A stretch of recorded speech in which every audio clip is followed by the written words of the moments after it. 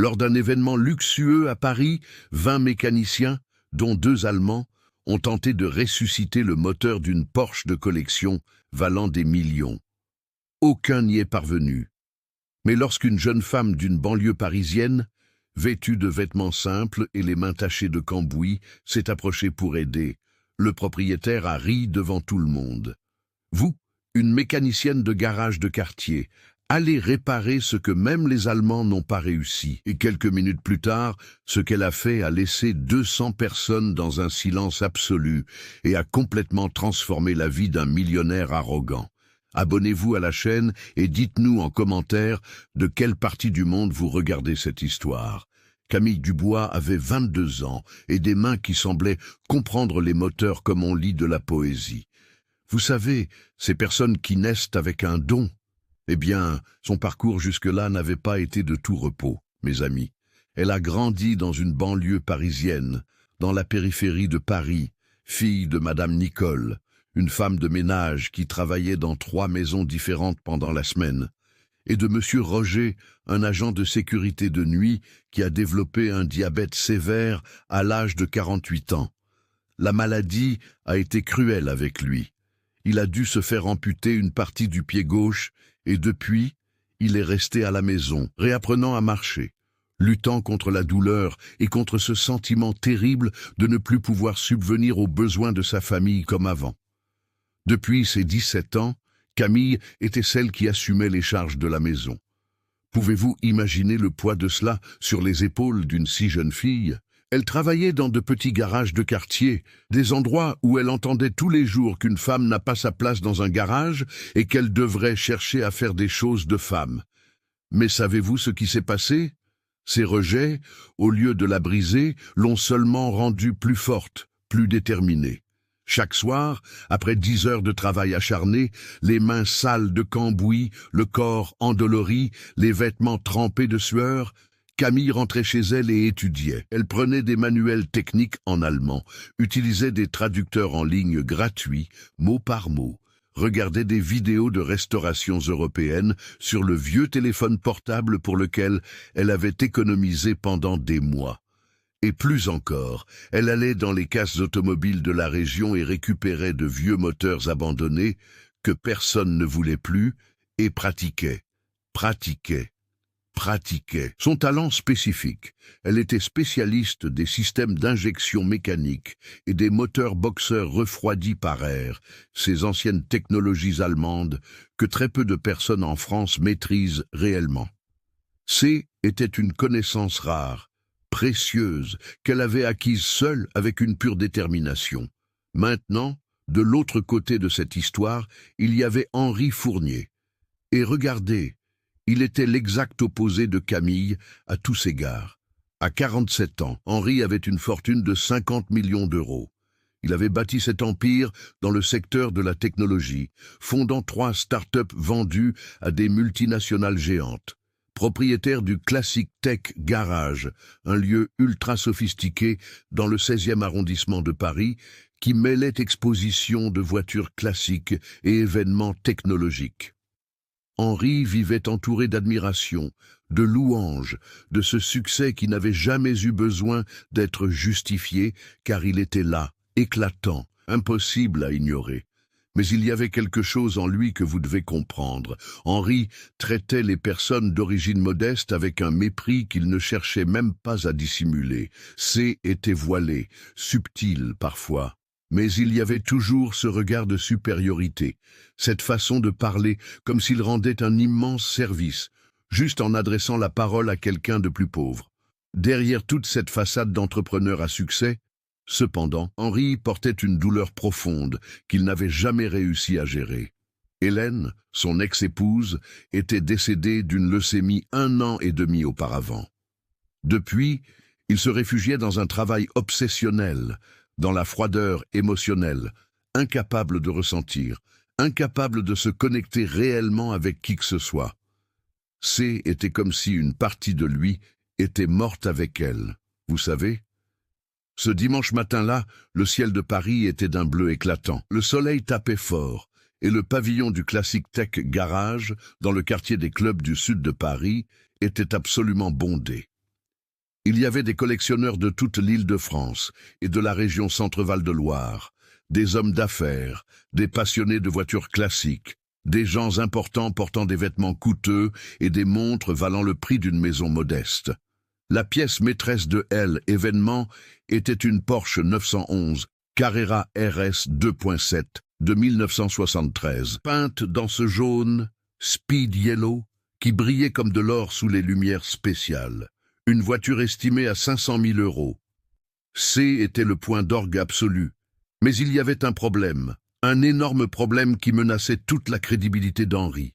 Ce moteur Boxer était mort depuis 5 semaines complètes, et ni lui, ni les 21 mécaniciens spécialisés qu'il avait engagés, y compris 2 Allemands qu'il avait fait venir spécialement de Strasbourg, payant le voyage, l'hébergement, tout, n'avaient réussi à faire fonctionner ce moteur.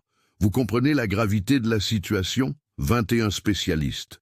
Ils avaient déjà démonté entièrement le système d'injection mécanique Bosch, révisé chaque millimètre du système d'allumage, vérifié les chaînes de distribution des soupapes, remplacé des composants du carburateur. Rien, absolument rien ne fonctionnait. La Porsche restait là, silencieuse, morte, transformant ce qui aurait dû être la fierté suprême de l'événement en une source constante et humiliante d'embarras. C'est alors que Camille arriva. Elle avait économisé pendant 3 mois entiers pour réunir les 15 € de l'entrée de cet événement. 15 € qui auraient pu payer une consultation médicale pour son père ou la moitié d'une facture d'électricité, mais qu'elle avait gardé avec sacrifice parce qu'elle avait un rêve. Voir de près ces Porsche classiques qu'elle ne connaissait que à travers des documentaires sur YouTube et des forums en ligne en anglais qu'elle lisait avec un dictionnaire à côté. Elle portait une t-shirt délavée d'un ancien garage, un pantalon cargo usé avec des taches de cambouis incrustées et des baskets All-Star bleues trouées sur le côté. Quand ses yeux se posèrent sur cette 911 Carrera RS jaune, mes amis, son cœur s'arrêta presque. Elle s'approcha lentement, presque en transe, et commença instinctivement à observer le moteur à travers le capot arrière entrouvert. Ses yeux cartographiaient chaque détail visible de ce légendaire moteur Boxer, ce chef de œuvre de l'ingénierie allemande qu'elle étudiait depuis des années. C'est exactement à ce moment qu'Henri la remarqua. Il était de l'autre côté du pavillon, présentant une Tesla modèle S-Plaid, personnalisée à un groupe d'investisseurs de Lyon, quand il nota cette jeune femme d'apparence simple et humble s'approchant dangereusement de sa Porsche problématique. Sa réaction fut instantanée et cinglante. « Hé, vous !» Sa voix traversa tout le pavillon comme un coup de fouet et interrompit plusieurs conversations alentour. Camille se retourna, effrayée, les yeux écarquillés, et tenta d'expliquer qu'elle observait seulement, qu'elle n'avait rien touché. Henri traversa l'espace à grandes enjambées déterminées, une montre à 15 000 € au poignet, des chaussures italiennes qui coûtaient le salaire mensuel de Madame Nicole. Le contraste entre lui et Camille était brutal, flagrant. Cet événement est destiné aux connaisseurs et aux acheteurs sérieux, pas aux touristes, dit-il, et la pause avant le mot « touriste » laissait transparaître le mépris qu'il ressentait. Si vous n'avez pas d'intérêt commercial ici, je vous suggère fortement de rester à distance des véhicules principaux. Camille sentit ses joues brûler. Cette horrible sensation d'humiliation qu'elle connaissait si bien commença à monter le long de son cou. Mais elle garda son sang-froid, comme toujours, et expliqua d'une voix calme qu'elle était mécanicienne spécialisée dans les Porsche classiques. La réponse d'Henri fut un rire court, incrédule, presque cruel. « Spécialisée en Porsche, vous ?» Il la regarda de haut en bas, de cette manière qui vous fait vous sentir petit, invisible. « Écoutez, ma jeune femme, j'ai 2 spécialistes allemands ici qui ont travaillé dans l'usine Porsche de Stuttgart, en Allemagne même, et ils n'ont pas réussi à résoudre le problème de ce moteur en 5 semaines. Vous espérez vraiment sincèrement que je crois que vous pouvez faire quelque chose qu'ils n'ont pas réussi. » Il se tourna vers les personnes alentour, qui commençaient déjà à former un cercle curieux, et annonça sur un ton moqueur qui coupait comme du verre « Mesdames et messieurs, attention, Nous avons ici une spécialiste Porsche qui pense pouvoir réparer en quelques minutes ce que nos professionnels les plus qualifiés, les meilleurs de France, n'ont pas résolu en plus d'un mois. Et alors les rires commencèrent, ces rires cruels qui blessent l'âme. Les commentaires fusaient de toutes parts. Appris sur Instagram? Elle veut sûrement faire le buzz sur les réseaux sociaux. Petite femme prétentieuse qui pense s'y connaître en moteur allemand. L'humiliation ne faisait que commencer, et ce qui allait suivre allait tout changer. Henri ressentait quelque chose qu'il n'avait pas éprouvé depuis longtemps, un pouvoir absolu sur une autre personne. Cette sensation enivrante d'avoir le contrôle total de la situation, être le centre de l'attention, de pouvoir humilier quelqu'un publiquement sans conséquence. Il sortit son téléphone portable et commença à filmer en direct pour ses 300 000 abonnés. « Salut tout le monde, regardez ce qui se passe ici au Classic Tech. » Une jeune femme est apparue, affirmant être mécanicienne spécialisée en Porsche classique et qu'elle va réparer ma Carrera RS, qui a laissé les meilleurs spécialistes de France complètement perplexes pendant 5 semaines entières. Ça va être très intéressant. Sa voix avait ce ton moqueur qui ne laissait aucun doute sur ce qu'il pensait réellement.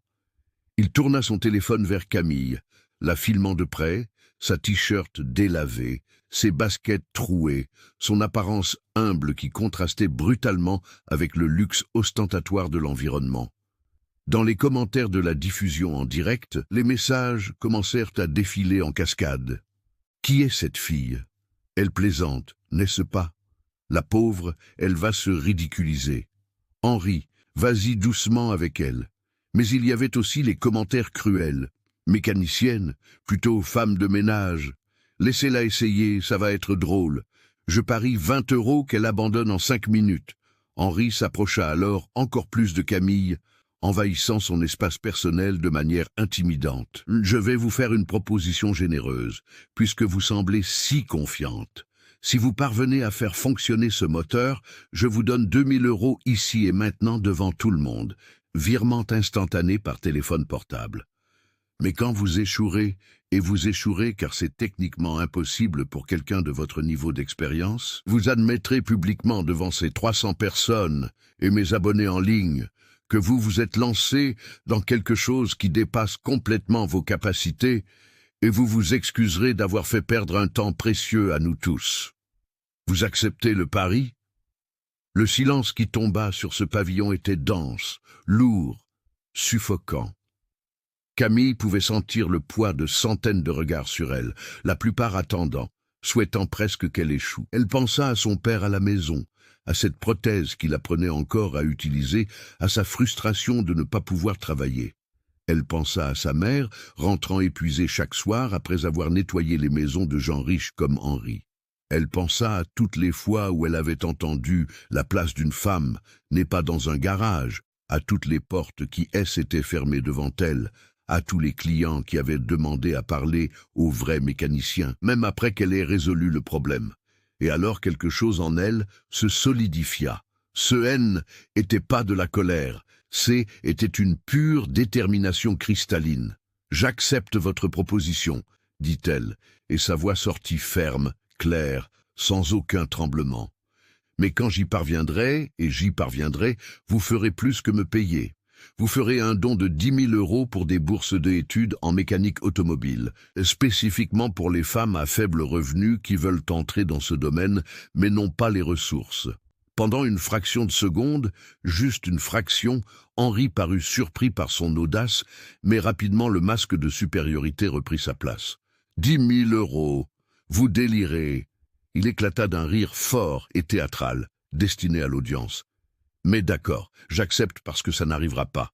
Mes abonnés, vous êtes témoins. Quand cette jeune femme échouera spectaculairement, je veux que tout le monde ici se souvienne que je lui ai donné la chance d'abandonner avec dignité. Mais elle a préféré l'humiliation publique. Ici, je dois vous raconter quelque chose sur Camille que vous devez comprendre. Elle n'avait pas appris la mécanique de manière conventionnelle. Son père, Monsieur Roger, n'avait jamais été mécanicien. Il était agent de sécurité. Il travaillait la nuit, surveillant des magasins dans le quartier commerçant. Mais quand Camille avait 12 ans, un de leurs voisins dans la banlieue parisienne, M. Maurice, un mécanicien à la retraite qui travaillait par hobby, vit la jeune fille toujours curieuse, toujours posant des questions sur le fonctionnement des choses. Il avait une coccinelle de 1968 qu'il restaurait dans son garage et commença à laisser Camille observer, puis aider, puis effectivement enseigner. Pendant 6 ans, jusqu'à ce que M. Maurice déménage à Toulouse pour vivre avec sa fille, Camille fut son apprenti non officiel. Il avait une spécialisation spécifique, les anciens moteurs allemands, en particulier Volkswagen et Porsche, car il avait travaillé pendant 30 ans à la concession Volkswagen de Paris. Mais le véritable talent de Camille était autodidacte. Quand M. Maurice déménagea, elle avait 15 ans et était déjà obsédée. Elle regardait des vidéos techniques en allemand et en anglais, utilisait des sous-titres automatiques et un traducteur.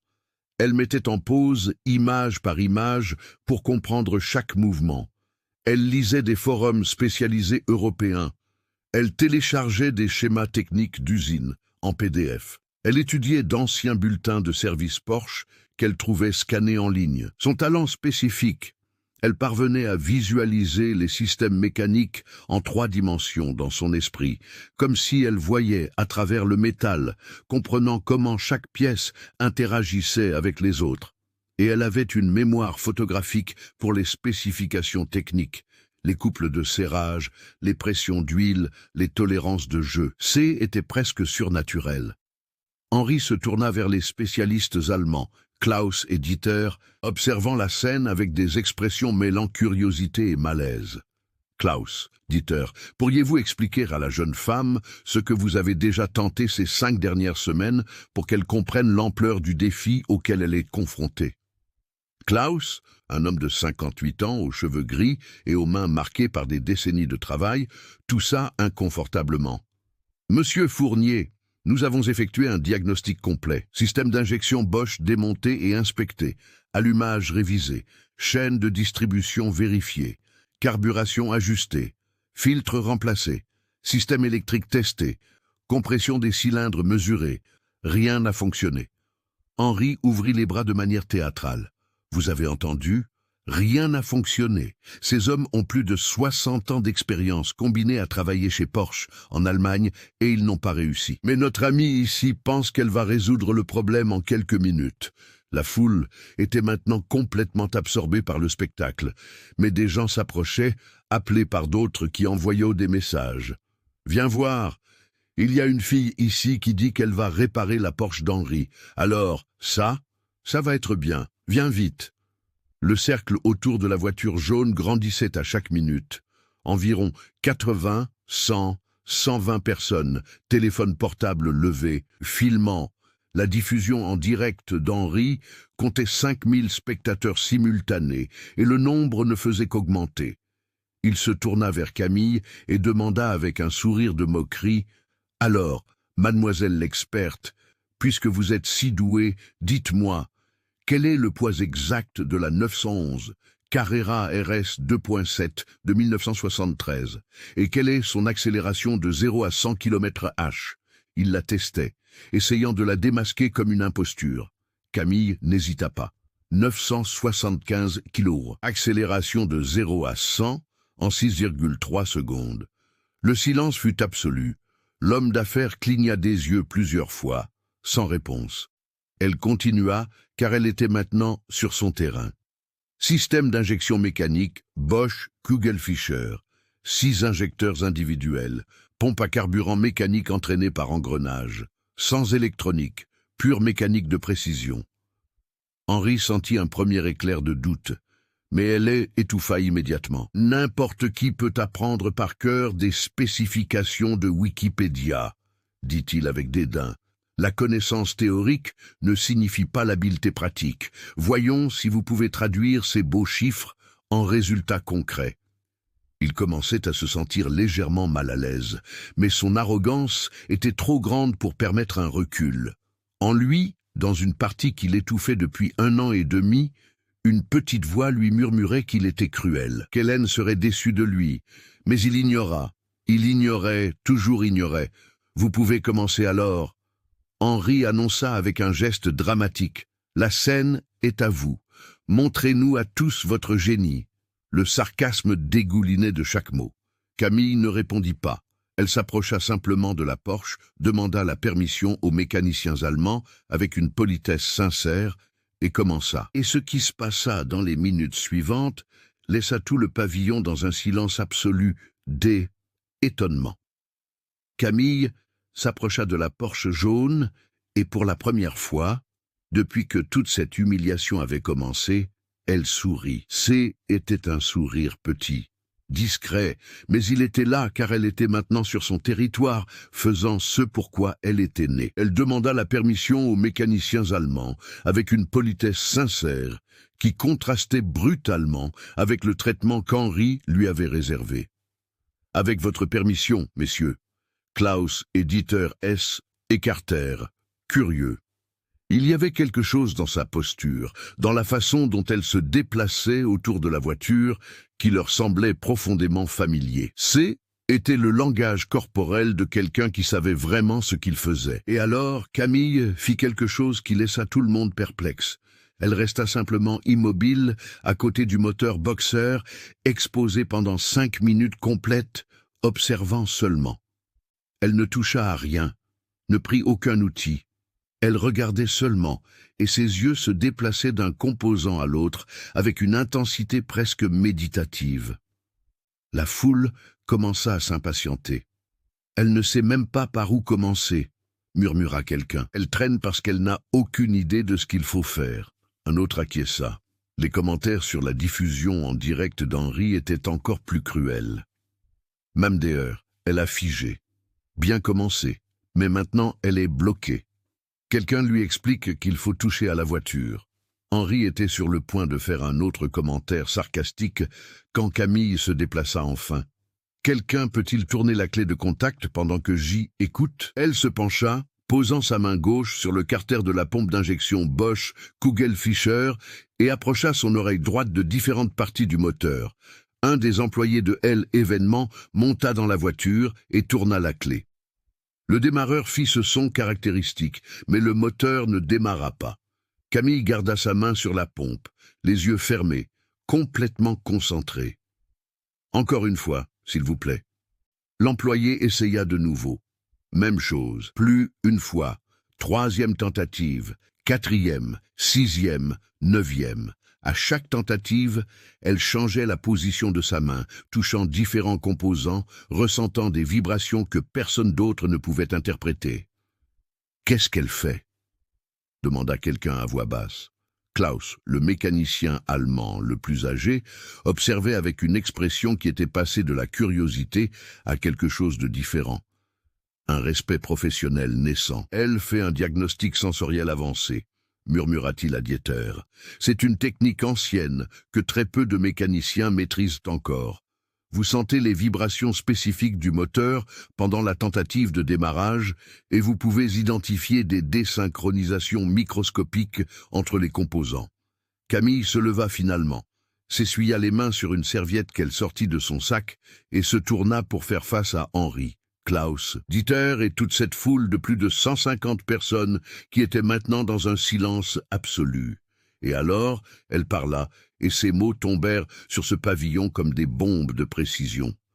Le problème ne réside pas dans le système d'injection Bosch lui-même, et ne se trouve pas non plus dans l'allumage de base en tant que système isolé.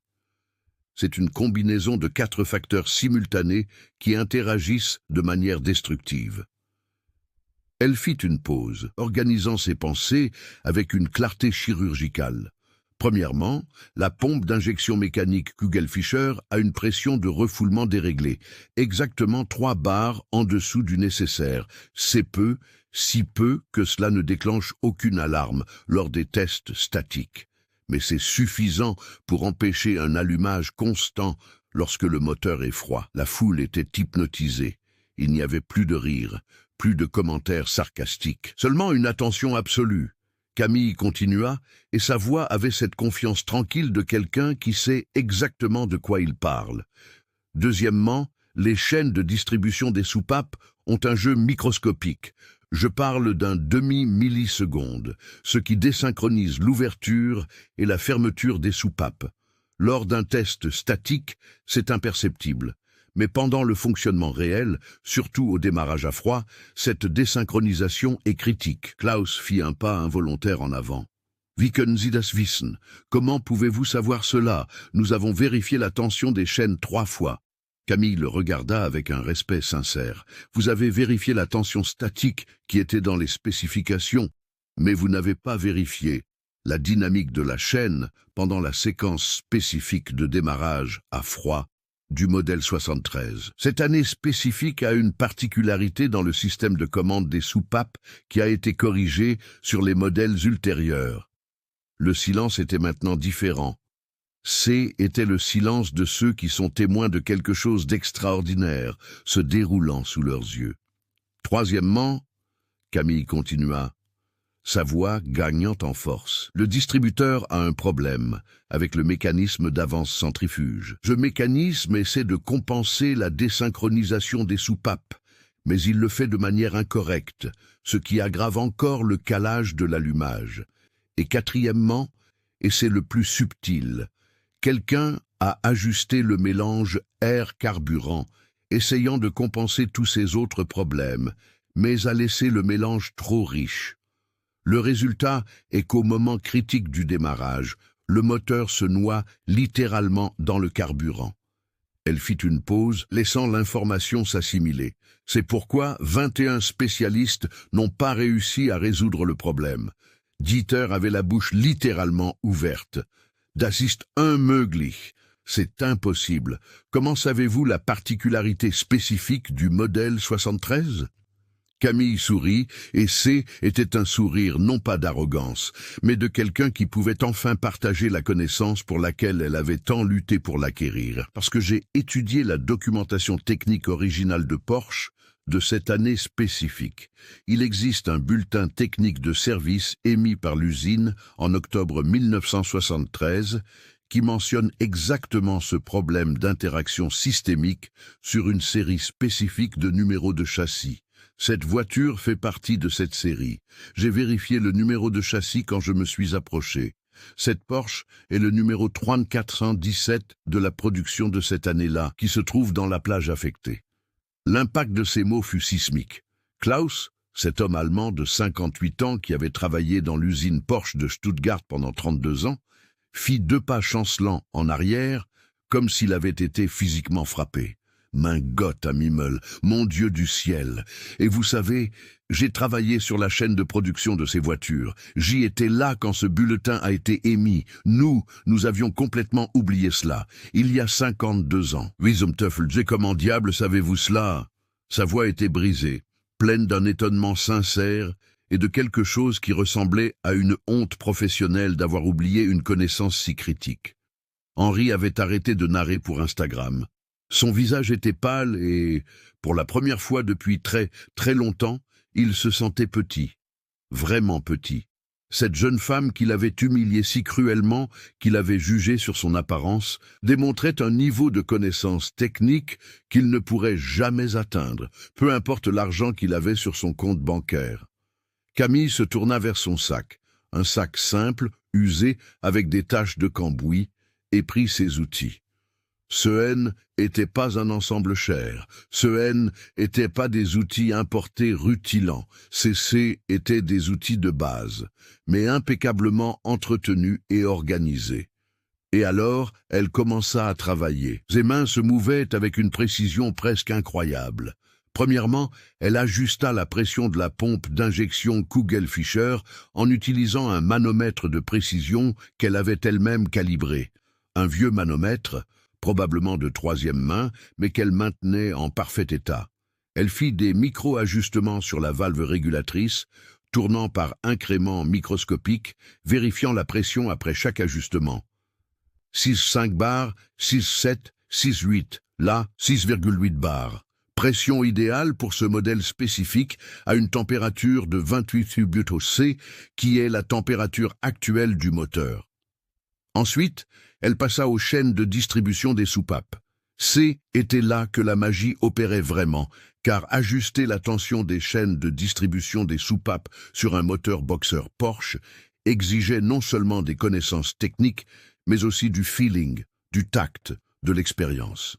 Elle utilisa une clé dynamométrique spécifique, ajustant la tension tout en écoutant réellement le son subtil de la chaîne glissant sur les engrenages. 22 mai 23,5. Parfait. Klaus était maintenant à ses côtés, observant chaque mouvement comme un étudiant hypnotisé devant un maître. Dis précision, la précision. Je n'ai jamais vu quelqu'un ajuster des chaînes de distribution à l'oreille comme ça. Camille recalibra ensuite le distributeur, ajustant le mécanisme d'avance centrifuge avec une patience infinie. C étaient des ajustements minuscules de fractions de millimètres, mais elle savait exactement ce qu'elle faisait. Et, finalement, ajusta le mélange air-carburant, le ramenant aux valeurs exactes spécifiées par l'usine pour ce modèle spécifique dans les conditions atmosphériques de Paris. Car oui, l'altitude et la pression atmosphérique affectaient le mélange idéal et elle le savait. Elle travailla pendant 43 minutes, sous le regard attentif de plus de 200 personnes, beaucoup filmant avec leur téléphone portable, documentant chaque seconde. Le sarcasme initial avait cédé la place à un silence presque révérencieux. Il n'y avait plus de commentaires cruels, plus de rires, seulement une admiration croissante pour ce dont ils étaient témoins. Henri, qui semblait maintenant en état de choc, s'approcha de la Porsche avec des jambes qui semblaient ne pas vouloir obéir complètement. Il monta dans la voiture classique et sa main trembla visiblement lorsqu'il atteignit la clé. Il respira profondément, tourna. Le moteur toussa une fois, 2 fois, et alors rugit à la vie. Le son rauque, puissant, musical d'un 911, Carrera RS 2.7, refroidi par air en parfaite harmonie. Ce son que les passionnés considèrent comme l'une des plus grandes symphonies mécaniques jamais créées par l'humanité. Le rugissement des 6 cylindres boxeurs résonna dans le pavillon comme une musique céleste. Et pendant 7 secondes complètes et éternelles, personne ne bougea, personne ne respira, personne ne dit un mot, et alors l'explosion. La foule éclata en applaudissements assourdissants, en cris d'incrédulité absolue, en ovations debout. Les gens criaient « Impossible! Elle a réussi! Quel génie! Incroyable !»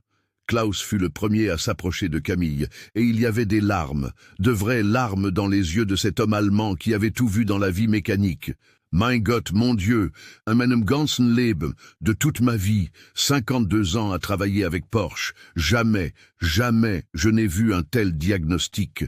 Sie sind einzigartig, vous êtes extraordinaire, extraordinaire. Et alors il fit quelque chose de complètement inattendu. Il serra Camille dans ses bras, complètement submergé par l'émotion d'avoir été témoin d'un véritable génie en action. Commentez, respect. Si vous pensez que Camille méritait cette reconnaissance depuis le début. L'autre mécanicien allemand, Dieter, s'approcha également avec des larmes aux yeux. Il tremblait visiblement. « Fräulein, mademoiselle, je suis honteux. J'ai travaillé 43 ans chez Porsche, et je n'ai pas réussi à voir ce que vous avez vu en quelques minutes. » Camille lui tint la main avec douceur. « Vous n'avez pas échoué. Ce problème est extrêmement spécifique et requiert la connaissance d'un bulletin technique d'il y a 52 ans dont presque personne ne se souvient. Cela n'a rien à voir avec la compétence. » Mais Klaus secoua la tête, traitant encore l'impact émotionnel de ce dont il avait été témoin. Non, non. La foule continuait d'applaudir, mais maintenant tout le monde voulait s'approcher de Camille. Homme d'affaires, collectionneur, mécanicien, passionné. Tous voulaient lui parler, prendre des photos, échanger des contacts. Elle était entourée de personnes qui, 15 minutes auparavant, se moquaient d'elle. L'Instagram d'Henri avait explosé, 15 000 personnes regardant simultanément et les commentaires étaient absolument implacables.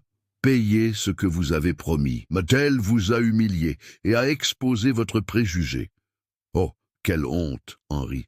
Vous devez vous excuser maintenant. Cette fille est un génie et vous l'avez traitée comme de la merde. Henri éteignit son téléphone portable avec des mains qui tremblaient tellement qu'il faillit laisser tomber l'appareil. Il resta immobile à côté de la Porsche jaune, qui ronronnait maintenant parfaitement, ce son caractéristique et magique remplissant tout le pavillon. Son visage était pâle comme un linge, et il semblait avoir vieilli de 10 ans en 5 minutes. Pour la première fois en 1 an et demi, depuis qu'Hélène était décédée, quelque chose de profond en lui se brisa. Ce fut comme si un barrage émotionnel qu'il avait construit avec tant de soin se fissurait soudainement, et que tout ce qu'il avait étouffé commençait à s'échapper. Il regarda Camille, la regarda vraiment pour la première fois, et ne vit pas une mécanicienne de banlieue parisienne ou une touriste déplacée. Il vit une jeune professionnelle au talent extraordinaire, à la dignité inébranlable, d'une détermination qu'il n'aurait jamais eu le courage d'avoir s'il avait été à sa place. Et la honte qu'il ressentit à ce moment fut si intense, si écrasante, qu'il dut s'appuyer sur la Porsche pour ne pas chanceler. C'est alors qu'une femme élégante, d'environ 65 ans, aux cheveux blancs impeccablement coiffés et aux vêtements sobres mais coûteux, s'approcha. Était Madame Marianne Nogueira, oncologue renommée de Paris et amie intime d'Hélène, l'ex-épouse décédée d'Henri. Elle avait été à l'événement en tant qu'invitée, mais était restée au fond, observant toute cette scène se dérouler avec un mélange d'horreur et de tristesse croissante. Maintenant, elle s'approcha d'Henri à pas décidés, et son expression était d'une profonde déception. « Henri, où ?» dit-elle, et sa voix coupait comme un scalpel chirurgical. « Savez-vous qui vous venez d'humilier publiquement ?» Henri la regarda, confus, encore sous le choc. Marianne continua et chaque mot était un coup de poignard. Hélène m'a appelé d'innombrables fois au cours des 3 derniers mois avant de décéder, parlant toujours d'une élève exceptionnelle du projet social qu'elle parrainait secrètement. Une jeune femme de banlieue parisienne qui avait un talent extraordinaire pour la mécanique, qui étudiait comme personne qu'elle n'avait jamais vu, qui avait une passion sincère et pure pour les moteurs allemands classiques. Hélène a payé le cursus technique complet de cette jeune femme. Elle voulait désespérément que vous la rencontriez. Elle pensait que vous pourriez l'aider avec des opportunités d'emploi, de croissance. Henri sentit le sol disparaître sous ses pieds. Les souvenirs revinrent en flash douloureux et nets. Hélène à l'hôpital, faible mais animée, mentionnant le projet social qu'elle gardait secret parce qu'elle ne voulait pas de publicité. Hélène, parlant d'une élève incroyable, lui demandant de rencontrer une jeune femme spéciale qui pourrait faire des choses incroyables si elle avait une chance. Et lui, toujours disant qu'il était trop occupé, que plus tard, qu'il avait des réunions importantes, des affaires urgentes. Il n'avait jamais, pas une seule fois, prêté une réelle attention à ce qu'Hélène essayait de partager avec lui. « Camille Dubois », continua Marianne, désignant la jeune femme qui était maintenant entourée d'admirateurs. « C'est cette fille. Hélène a investi en elle parce qu'elle a vu quelque chose de spécial, quelque chose de rare. Et vous l'avez traitée comme de la merde. Hélène aurait honte de vous aujourd'hui, profondément honteuse. » Les derniers mots furent prononcés avec une douleur sincère dans la voix, car Marianne avait aimé Hélène comme une sœur, et voir son veuf agir d'une manière si contraire à tout ce qu'Hélène valorisait était dévastateur. La culpabilité et la honte inondèrent Henri avec une force qui le laissa littéralement sans voix. Il commença à transpirer froidement, son cœur battant de manière incontrôlable dans sa poitrine. Hélène, son Hélène. Elle avait essayé de lui présenter cette jeune femme extraordinaire et il l'avait complètement ignorée. Et maintenant, 1 an et demi plus tard, il avait humilié publiquement exactement la personne que sa défunte épouse avait essayé de protéger et d'aider. L'ironie cruelle de cela était presque insupportable. Henri regarda de nouveau Camille. Elle conversait avec Klaus et Dieter, expliquant quelque chose de technique avec des mains qui gesticulaient, complètement dans son élément. Il y avait de la lumière dans ses yeux, une passion sincère, et il réalisa quelque chose qui aurait dû être évident depuis le début.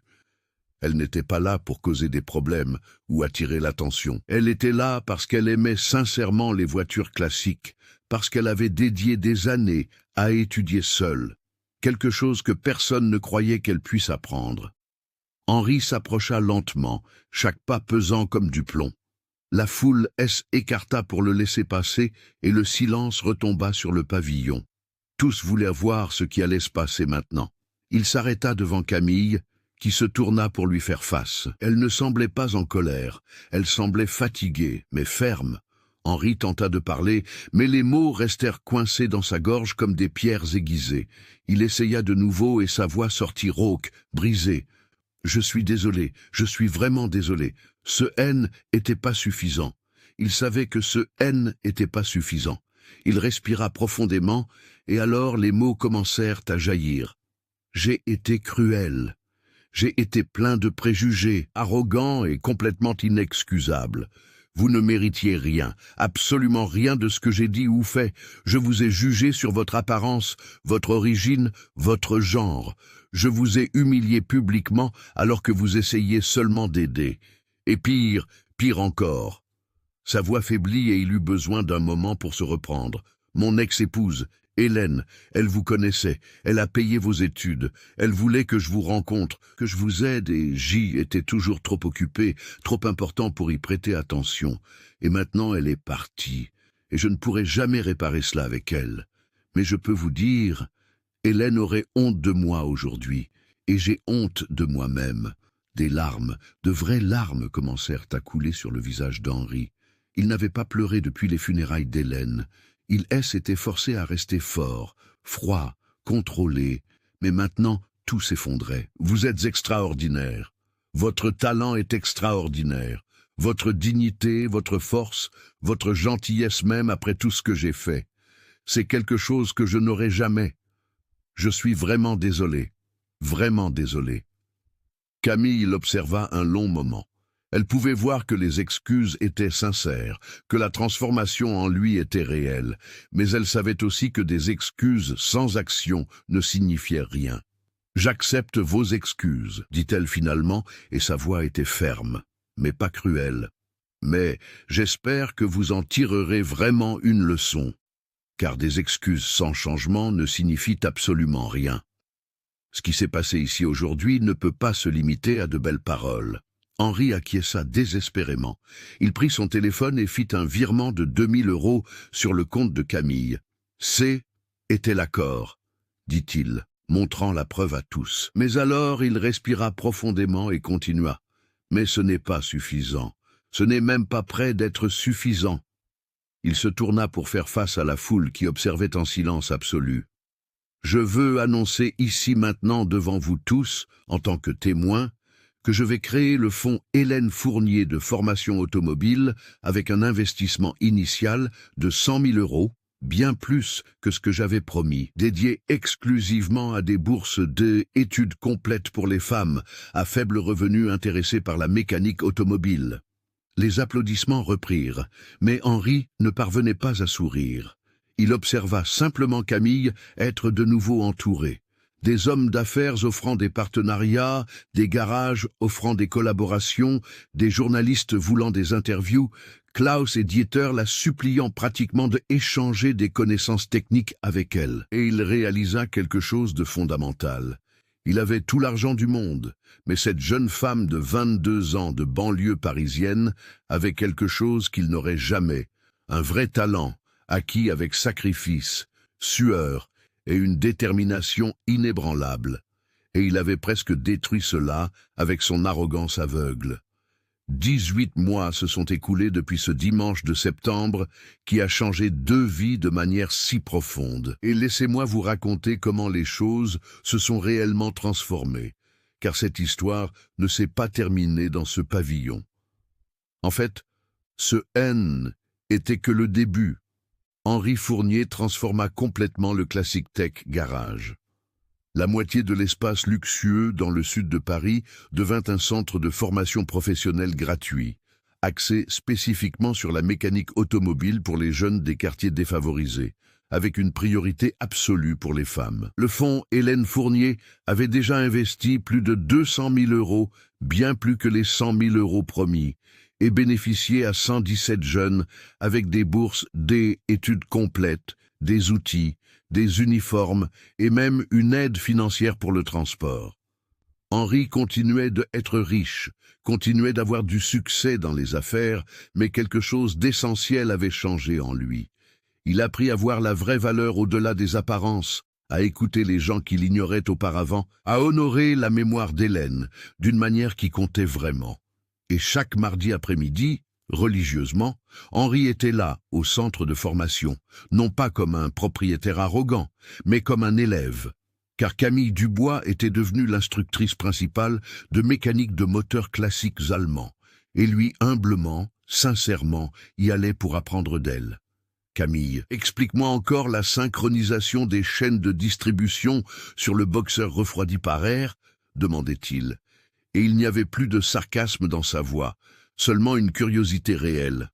Et elle enseignait avec patience, car elle avait vraiment pardonné et croyait aux secondes chances. Camille fonda, elle, école technique, Dubois de mécanique allemande, la première du centre Val-de-Loire, spécialisée exclusivement dans les moteurs Porsche, BMW et Mercedes classiques. Non pas avec les 2000 € qu'Henri avait payés, mais grâce au partenariat qui avait surgi après ce jour. Klaus et Dieter retournèrent en Allemagne, mais la recommandèrent à des consultants européens. Des hommes d'affaires français offrirent des investissements. La communauté de banlieue parisienne elle-même se mobilisa. Ainsi, elle réussit à louer un entrepôt et à elle équiper adéquatement.